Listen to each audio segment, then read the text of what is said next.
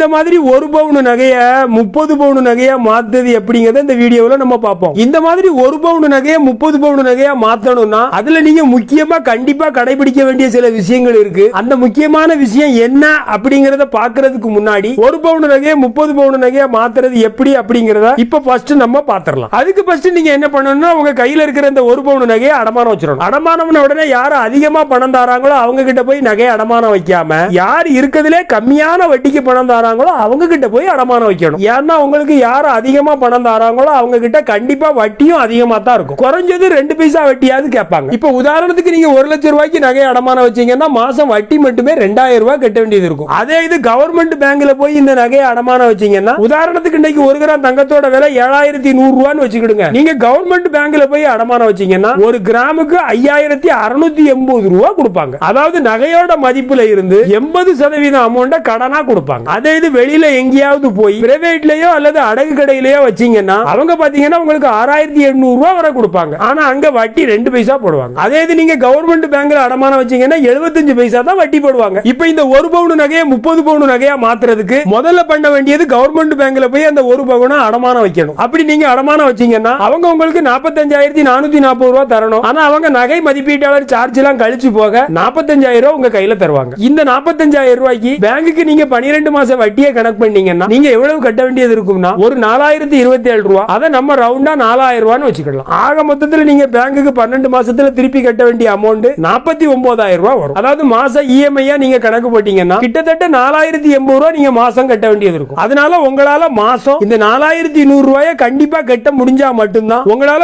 1 பவுனை 30 பவுனா ஆக்க முடியும். உங்களால மாசம் 4100 ரூபாய் கட்ட முடியலன்னா அந்த 30 பவுனுக்கு ஆசைப்படாதங்க. இப்ப பேங்க்ல நகையை அடமானம் வச்சாச்சு, கையில 45000 ரூபாய் இருக்குது. இந்த 45000 ரூபாயை கையில வச்சுக்கிட்டு மாப்பிள்ளை எங்க இருக்க வா ஒயின் ஷாப்புக்கு போவோம்னு சொல்லக்கூடாது. அதுக்கு பதிலா ஒழுக்கமா தங்க நகையை விற்கக்கூடிய நகை கடைக்கு போங்க. அங்க போயிட்டு இந்த 45000 ரூபாய்க்கு நீங்க எத்தனை கிராம் நகை வாங்கலாம்னா கவர்மெண்ட் சொன்னபடி ரேட்டு கிராமுக்கு 7100 ரூபான்னு போட்டா உங்களால 6.33 கிராம் வாங்க முடியும். ஆனா கடைக்கு போனா கிராமுக்கு 7100 ரூபாயில கொடுப்பாங்களா? கொடுக்க மாட்டாங்க. ஏம்னா ஜிஎஸ்டி இருக்கு, செய்கூலி இருக்கு, சேதாரம் இருக்கு. அதனால இது நீங்க எல்லாத்தையும் சேர்த்தீங்கன்னா கிராமுக்கு 8000 ரூபாய் வந்துரும். அப்ப உங்ககிட்ட இருக்கிற இந்த 45000 ரூபாயை வச்சு கிட்டத்தட்ட 5.6 கிராம் எடுக்கலாம். இப்ப இந்த 5.6 கிராம் நகையை எடுத்து வீட்டுல பத்திரமா வச்சிருங்க. அதே மாதிரி கரெக்டா அந்த 1 வருஷத்துல நீங்க அடமானம் வச்சு அந்த நகை கடனையும் முடிச்சு நகையை திருப்பிடுங்க. இப்ப 1 வருஷம் முடிவுல உங்க கையில எவ்வளவு நகை இருக்கும்? 1.25 பவுன் இருக்கும். இப்ப இந்த 1.25 பவுனை மறுபடியும் பேங்க்ல அடமானம் வச்சு நம்ம சொன்ன மெத்தட பயன்படுத்தி 3 பவுனா மாத்திருங்க. அதுக்கப்புறம் மறுபடியும் கிடைச்ச 3 பவுன் நகையை 6 பவுன் நகையா மாத்துங்க. திரும்ப 6 12 ஆக்குங்க, 12 24 ஆக்குங்க. அடுத்து என்ன